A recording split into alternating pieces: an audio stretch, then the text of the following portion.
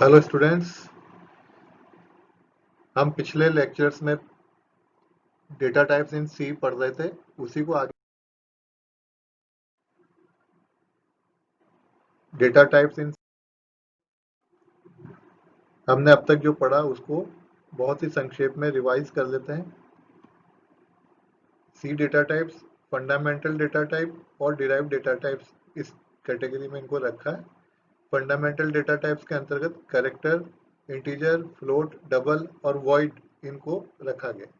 और जो derived data types है उसको फिर से दो भागों में रखा गया है, बिल्ट इन और यूजर डिफाइंड, यानी बने बनाए डेटा टाइप्स और ऐसे डेटा टाइप्स जिनको यूजर खुद डिफाइन करेगा। तो बिल्ट इन के अंतर्गत हैं एरे, फंक्शंस, पॉइंटर्स, और यूजर डिफाइंड डेटा टाइप्स के अंतर्गत आएंगे स्ट्रक्चर्स और यूनियंस। अब तक हम पढ़ चुके इंटीजर के अंतर्गत इंट अथवा साइंड इंट। मैं आपको बता दूं, इंटीजर मतलब पूर्णांक विदाउट डेसिमल अर्थात होल नंबर्स। और इसके अंतर्गत हम पूर्व में ये पढ़ चुके हैं कि इंट और साइंड इंट डेटा टाइप जो कि 2 बाइट्स या 4 बाइट मेमोरी स्पेस ऑक्यूपाई करता है, 2 बाइट 16 बिट कंपाइलर के केस में और 4 बाइट 32 बिट कंपाइलर के केस में। और इसकी रेंज -32768 से लेकर 32767 तक होती है। साइंड का मतलब है नेगेटिव चिन्ह वाली संख्या भी इसमें स्टोर हो सकती है, साइंड इंट। और हम इस साइंड, अगर डेटा किसी ऐसे आइडेंटिफायर को हम डिक्लेयर कर रहे हैं साइंड इंट टाइप का, तो हम लिखेंगे साइंड इंट नम। यहाँ नम एक आइडेंटिफायर है। और मैंने पूर्व में बताया था कि हम साइंड शब्द को नहीं भी लिखेंगे तो बाय डिफॉल्ट, अगर हम लिख रहे हैं कि इंट नम, तो बाय डिफॉल्ट वो साइंड ही डिक्लेयर किया जाएगा। अनसाइंड का मतलब है केवल पॉजिटिव संख्या है। तो निश्चित रूप से पॉजिटिव संख्या के लिए अनसाइंड काम में लेना पड़ेगा, बिना चिन्ह वाली, क्योंकि जब चिन्ह नहीं होता तो वो पॉजिटिव कहलाता है। तो अनसाइंड।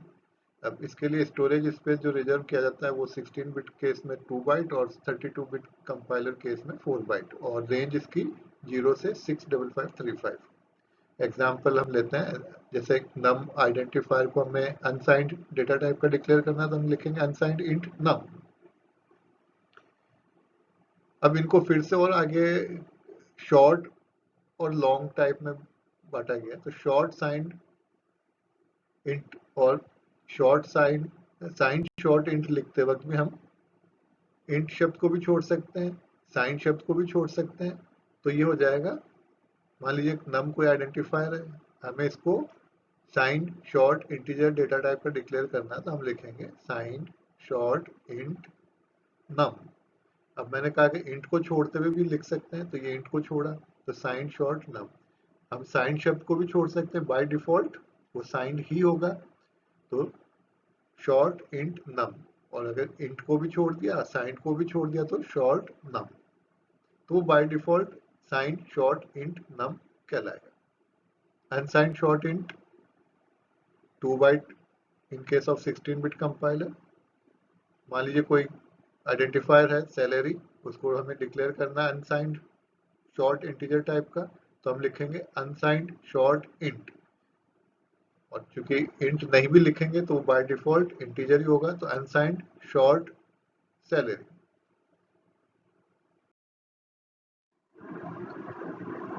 नेक्स्ट है लॉन्ग अथवा साइंड लॉन्ग इंट। मेमोरी में इस डेटा टाइप का आइडेंटिफायर कुल 4 बाइट ऑक्यूपाई करेगा। डिक्लेयर कैसे करेंगे, मान लीजिए कोई आइडेंटिफायर है वेलोसिटी, हमने इसको डिक्लेयर करना है साइंड लॉन्ग इंटीजर टाइप का, तो हम लिखेंगे साइंड लॉन्ग इंट वेलोसिटी। अब आप यहाँ केवल लॉन्ग इंट वेलोसिटी भी लिख सकते हैं, क्योंकि बाय डिफॉल्ट साइंड ही होगा। और साइंड लॉन्ग वेलोसिटी भी लिख सकते हैं, इंट नहीं लिखा तो भी वो by default signed long int ही होगा। और दोनों ही चीज नहीं लिखते, साइंड भी नहीं लिखे और इंट भी नहीं लिखे, तो लॉन्ग वेलोसिटी, तो भी वो by default signed long int data type का ही डिक्लेरेशन कहलाएगा। अनसाइंड लॉन्ग इंट, स्पेस चाहिए इसके लिए मेमोरी में 4 बाइट। मान लीजिए नम कोई आइडेंटिफायर है, हमने इसको डिक्लेयर करना अनसाइंड लॉन्ग इंट, तो हम करेंगे अनसाइंड लॉन्ग नम अथवा अनसाइंड लॉन्ग इंट नम, दोनों का एक ही मीनिंग है। इसी तरह हम पिछली लेक्चर क्लास में फ्लोट के बारे में भी डिस्कस कर चुके हैं। जब हमें प्रोग्राम में डेसिमल पॉइंट वाली संख्याओं अर्थात भिन्नात्मक व दशमलव वाली संख्याओं को स्टोर करने के लिए मेमोरी की जरूरत होती है, तब हम फ्लोट प्रकार का आइडेंटिफायर डिक्लेयर करते हैं। यह आइडेंटिफायर मेमोरी में 4 बाइट का स्पेस ऑक्यूपाई करता है। और इस तरह का आइडेंटिफायर हम किससे डिक्लेयर कर सकते हैं, एक उदाहरण लेते हैं। नम एक आइडेंटिफायर है, हमें उसको रियल टाइप का अर्थात फ्लोट टाइप का डिक्लेयर करना है, तो हम लिखेंगे फ्लोट नम। अब मान लीजिए कोई इस रेंज से बाहर का डिक्लेरेशन करना, तो फिर हम काम में लेंगे रियल के लिए ही, हम क्या काम में लेंगे, डबल। जब हमें प्रोग्राम में इतनी बड़ी भिन्नात्मक या घातांक संख्या के साथ प्रक्रिया करनी होती है जो कि फ्लोट की रेंज से भी ज्यादा हो, तो अब हम इस डेटा टाइप का प्रयोग करके हमारा जो आइडेंटिफायर है उसको कैसा डिक्लेयर करेंगे, डबल टाइप का। तो डबल को भी दो भागों में, जैसा कि हमने पूर्व में ही पढ़ा, एक डबल और एक लॉन्ग डबल। डबल ये मेमोरी में 8 बाइट ऑक्यूपाई करेगा, जब हम लॉन्ग टाइप का डिक्लेयर करेंगे तो 10 बाइट ऑक्यूपाई करेगा। डबल का जो हमने कोई आइडेंटिफायर को डबल डेटा टाइप पर डिक्लेयर करा, तो वो उसका रेंज क्या होगा, 1.7 ई माइनस 308 से लेके 1.7 ई प्लस 308 तक का, यानी इसके बीच की कोई भी संख्या उस आइडेंटिफायर में जो कि डबल टाइप का डिक्लेयर किया गया है उसमें स्टोर करवाई जा सकती है। और यदि, अच्छा इसको डिक्लेयर कैसे करेंगे, simple, double name of the identifier, तो डबल नम। तो यहाँ नम एक आइडेंटिफायर है जिसको हमने किस तरह का डिक्लेयर किया, डबल डेटा टाइप का। मेमोरी में ये नम जो आइडेंटिफायर है 8 बाइट ऑक्यूपाई कर लेगा, इतना बड़ा स्पेस रिजर्व कर लेगा। लॉन्ग डबल में क्या होगा, मान लीजिए मैंने उदाहरण लिया लॉन्ग डबल नम, तो नम एक ऐसा आइडेंटिफायर है जिसको हमने किस तरह का डिक्लेयर करा है, लॉन्ग डबल डेटा टाइप का। तो ये जो नम आइडेंटिफायर कितना मेमोरी रिजर्व करेगा, 10 बाइट्स। और इस नम आइडेंटिफायर में जो डेटा स्टोर हो सकता है उसका रेंज क्या होगा, 3.4 ई माइनस 4932 से लेके 3.4 ई प्लस 4932 के बीच की कोई भी संख्या इसमें स्टोर करवाई जा सकती है। अच्छा एक चीज यहाँ आपको, एक पॉइंट यहाँ ध्यान रखना है कि जब हम किसी फ्लोट प्रकार के वेरिएबल में कोई भी वैल्यू स्टोर करना चाहते हैं, तब वैल्यू के साथ हमें एफ कैपिटल में या स्मॉल में पोस्ट फिक्स के रूप में यूज करना जरूरी होता है। यदि हम ऐसा नहीं करते हैं तो फ्लोट प्रकार के आइडेंटिफायर में स्टोर होने वाला मान फ्लोट प्रकार का नहीं होकर किस तरह का होगा, डबल प्रकार का होगा।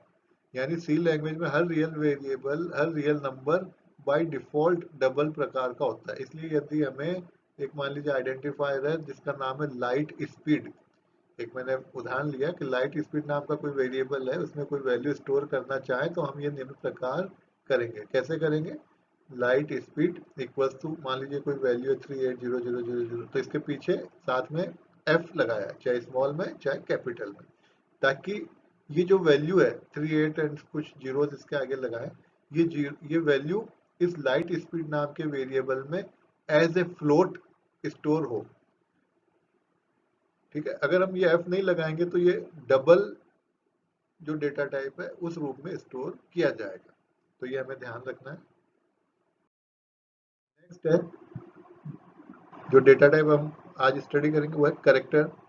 जब हमें कंप्यूटर में सी करेक्टर सेट के किसी करेक्टर को स्टोर करने के लिए मेमोरी में रिजर्व करना होता है, तब हम करेक्टर प्रकार के डेटा टाइप का प्रयोग करके आइडेंटिफाई क्रिएट करते हैं।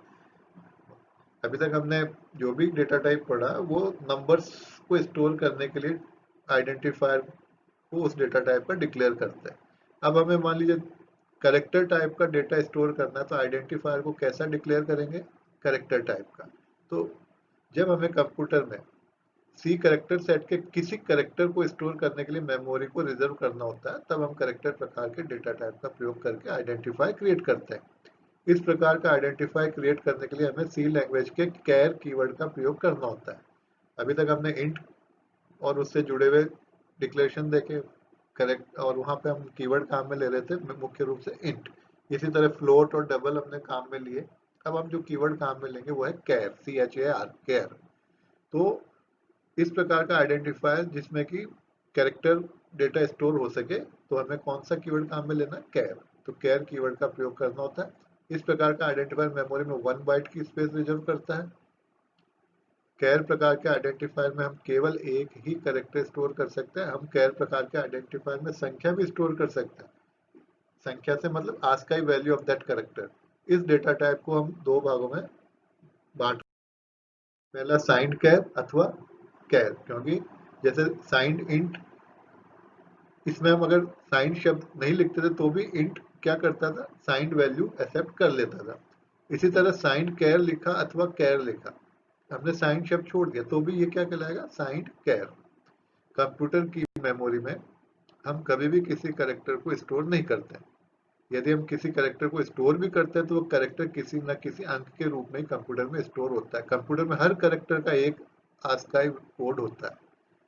इसलिए हम कह रहे हैं कि हम कैरेक्टर स्टोर ना करके क्या करते हैं, नंबर। एक्चुअली वो नंबर क्या है, उस कैरेक्टर का आस्काई वैल्यू है जो कि नंबर्स के रूप में होता है।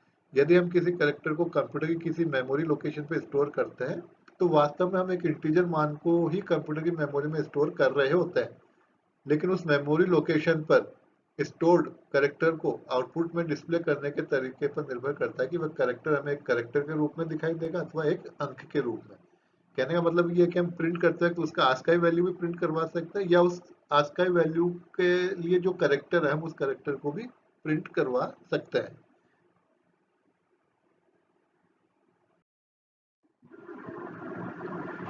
क्योंकि कैर प्रकार का डेटा टाइप मेमोरी में केवल 1 बाइट ही स्पेस लेता है, इसलिए जब हमें कंप्यूटर में बहुत ही छोटी लेकिन चिन्ह वाली संख्या को स्टोर करना होता है तब हम इस डेटा टाइप के आइडेंटिफायर का प्रयोग कर सकते हैं।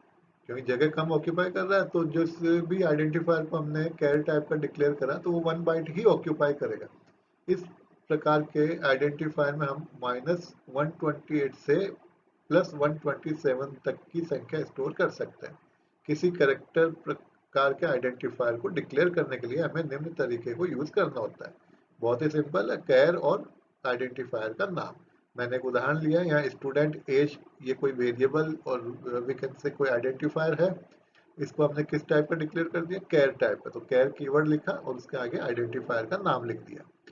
अब हम चाहें तो इसको ऐसा भी लिख सकते हैं, साइंड कैर और स्टूडेंट एज, यानी signed char and name of the identifier. यदि हम इस आइडेंटिफायर में किसी कैरेक्टर को स्टोर करना चाहें तो स्टोर किए जाने वाले कैरेक्टर को हम सिंगल कोट में लिखेंगे। मान लीजिए उदाहरण लेते हैं, मैंने ये आइडेंटिफायर डिक्लेयर कर दिया स्टूडेंट एज जो कि कैरेक्टर डेटा टाइप का है। इसका मतलब इसने मेमोरी में इस नाम से एक जगह ऑक्यूपाई कर ली। कितनी बड़ी जगह, 1 बाइट की।